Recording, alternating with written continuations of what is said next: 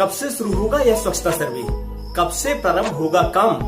मेरे पिछले 2-3 वीडियो में आपके द्वारा बहुत सारे इस प्रकार के प्रश्न पूछे गए हैं। तो दोस्तों, मैंने ऐसे कुछ प्रश्नों को मैंने निकाला है और उन प्रश्नों की चर्चा मैं आज इस वीडियो के माध्यम से करने वाला हूं और साथ ही यह भी चर्चा करने वाला हूं कि स्वच्छता के क्षेत्र में आपका भविष्य क्या होगा। तो दोस्तों नमस्कार, मैं जग्गी पटेल स्वस्थिमान चैनल में आपका हार्दिक अभिनंदन करता हूं और शुरू करते हैं आज का यह वीडियो।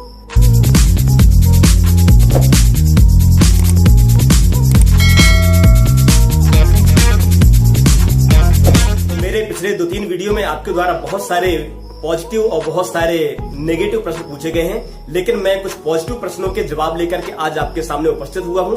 तो हम उन प्रश्नों को 3-4 कैटेगरी में बांट देंगे।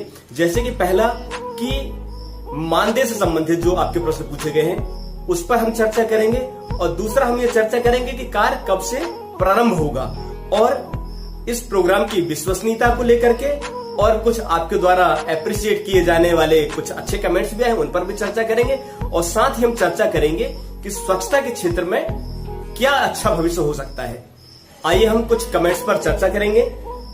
सुंदरलाल साहू ने प्रश्न पूछा है, सर कोरोना वायरस जागरूकता के लिए जो स्वच्छाग्राही को 4 दिन के लिए कार्य सौंपा गया था उसका भुगतान कब तक होगा, कृपया मार्गदर्शन करें।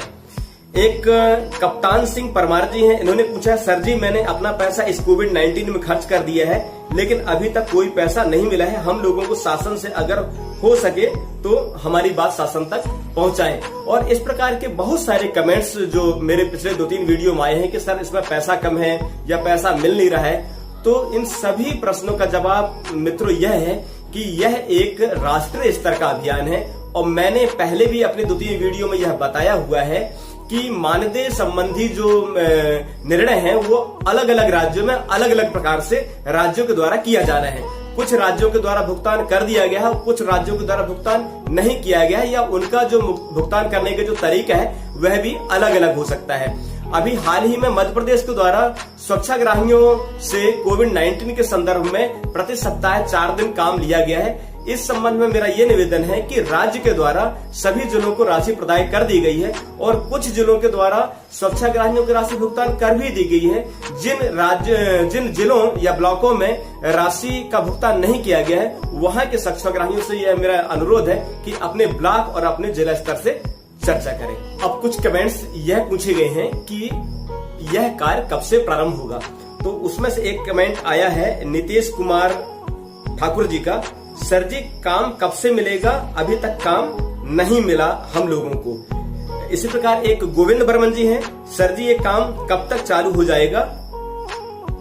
इस प्रकार के और भी लोगों के द्वारा प्रश्न पूछे गए हैं। तो इस संबंध में भी मेरा ये कहना है, जो मैंने अभी मानदेय के संबंध में मैंने कहा है, अलग अलग राज्यों में अलग अलग नीतियां हो सकती है, अलग अलग रणनीति हो सकती है कि कब से कार्य प्रारंभ होना है। तो मैं इस संबंध में जहां तक मैं ये समझ रहा हूं कि वर्तमान में कोविड-19 के दृष्टिगत यह कार्य अभी विलंब से हुआ है। हम राज्य में बात करें तो भोपाल में भी जो है कोविड-19 के संक्रमण बहुत तेजी से फैल रहा है, तो वहां लॉकडाउन की स्थिति है, और वहां मंत्रालय वगैरह में भी जो है अवकाश की स्थिति के कारण भी कार्य प्रारंभ नहीं हो रहा है। और हम केंद्र की बात करें तो दिल्ली जैसे राज्य में भी संक्रमण बहुत तेजी से फैल रहा है। तो मुझे लगता है कि कार्य जो विलंब हो रहा है ये कोविड-19 को लेकर के हो रहा है, और वरना अभी तक कार्य प्रारंभ हो जाता। कुछ नेगेटिव कमेंट्स भी आए हैं, जैसे कि अरे सर कुछ नहीं होना है, हम लोग का कुछ नहीं हो सकता है, या सब बकवास है। तो दोस्तों इस प्रकार के जो कमेंट्स हैं, इस प्रकार के जो प्रश्न हैं, उसमें मेरा ये कहना है कि मैं अपने चैनल के माध्यम से जो केंद्र के द्वारा और जो राज्य के द्वारा जो भी आदेश निर्देश प्राप्त होते हैं वह अपनी सहज भाषा में, अपनी सरल भाषा में, ऐसा मैं जैसा सोचता हूं और आप लोगों तक पहुंचाता हूं। वो नीति और वो जो निर्णय है वो मेरे अपने नहीं होते हैं, मैं तो बस एक माध्यम हूं जो उस बात को आप लोगों तक पहुंचाता हूं। बहुत सारे मित्रों ने हमें प्रोत्साहित करने के लिए अच्छे कमेंट्स भी लिखे हैं, उनमें से कुछ के नाम मैं लेना चाहूंगा। बोकारो झारखंड से अशोक गोपी जी हैं, दीपक कुमार जी हैं, बहुत अच्छा लगा वीडियो, इससे संबंधित भेजिए। बहुत सुंदर सर जी, स्वच्छाग्राहियों के लिए ग्राम पंचायत साणाखेड़ी के स्वच्छाग्राही विष्णु प्रसाद ललवंशी जी, केडी भाई साहब हैं, बहुत सुंदर जानकारी, स्वच्छाग्राहियों के लिए धन्यवाद भाई साहब। बाबर खान है, very nice video and good news Swachhagrahi, thank you so much. Rajesh Hinduja ji हैं, थैंक्स सर जानकारी के लिए, नाइस वीडियो। इस प्रकार अमित निषाद जी हैं जो हमें अपने इस वीडियो के लिए प्रोत्साहित कर रहे हैं। तो दोस्तों, आप लोगों को जो इस प्रकार से कमेंट्स आते हैं प्रोत्साहित करने वाले, तो मैं आप लोगों को ये बताना चाहूंगा कि इन कमेंट्सों से मैं प्रोत्साहित होता हूं और कोशिश करता हूं कि जो भी जानकारी राष्ट्रीय स्तर की या प्रदेश स्तर की जो भी जानकारी मुझे अगर प्राप्त होती है तो मैं अपनी सरल भाषा में आप लोगों तक पहुंचाता हूं। उसमें मेरा अपना कुछ भी नहीं होता है, वो सिर्फ अपने जो दिशा निर्देश हैं उसी पर मैं चर्चा करता हूं और प्रयास होता है कि सबसे पहले वो जानकारी आप लोगों तक पहुंच जाए। मैं आप सभी मित्रों से, सभी साथियों से आग्रह भी करूंगा कि मेरे इस स्वस्तिमान चैनल को सब्सक्राइब कर लें और लगातार प्रोत्साहित करेंगे तो आपके प्रोत्साहन से मैं और भी अच्छी वीडियो आप लोगों को भेजूंगा। दोस्तों, स्वच्छता के क्षेत्र में एक अच्छा भविष्य हो सकता है, ऐसा भी मैंने टाइटल में लिखा है। तो इस संबंध में मेरा ये आग्रह है कि स्वच्छता एक ऐसा विषय है जो कभी खत्म होने वाला नहीं है और स्वच्छता का जो भविष्य है बहुत आगे तक जाने वाला है।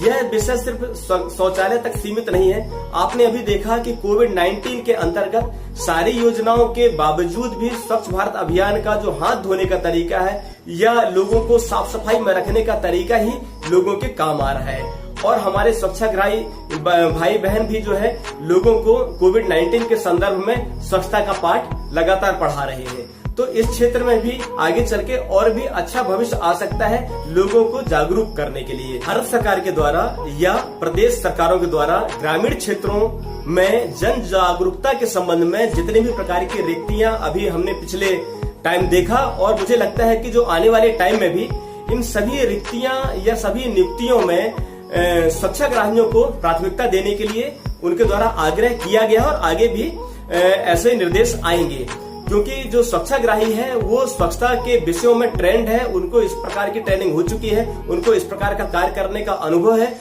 और वह एक समाज सेवा के रूप में भी कार्य कर रहे हैं। तो शासन या सरकारों का ऐसा सोचना होता है कि जो ऑलरेडी स्वच्छता के क्षेत्र में या अपने ग्रामीण क्षेत्र में जो कार्य कर रहे हैं उन्हें ही अगर कार्य देंगे तो वो और बेहतर तरीके से करेंगे। दोस्तों, आपने अभी कुछ दिनों पहले देखा होगा कि भारत सरकार के द्वारा राष्ट्रीय ग्राम स्वराज अभियान अंतर्गत पूरे देश भर की जो अनुसूचित क्षेत्रों वाली पंचायतें हैं, जो पेशा एक्ट 1996 के अंतर्गत आती हैं, इन पंचायतों में जन जागरूकता के संबंध में एक सीआरपी नियुक्त करने के निर्देश दिए गए थे और वो सीआरपी में प्राथमिक रूप से स्वच्छाग्राही को नियुक्त करने के निर्देश थे। तो इस प्रकार की जो नियुक्ति थी वो पूरे भारत के 10 राज्य में होनी थी और हमारे मध्य प्रदेश में 20 जिलों में होनी थी। लगभग वो भर्ती हो गई होगी।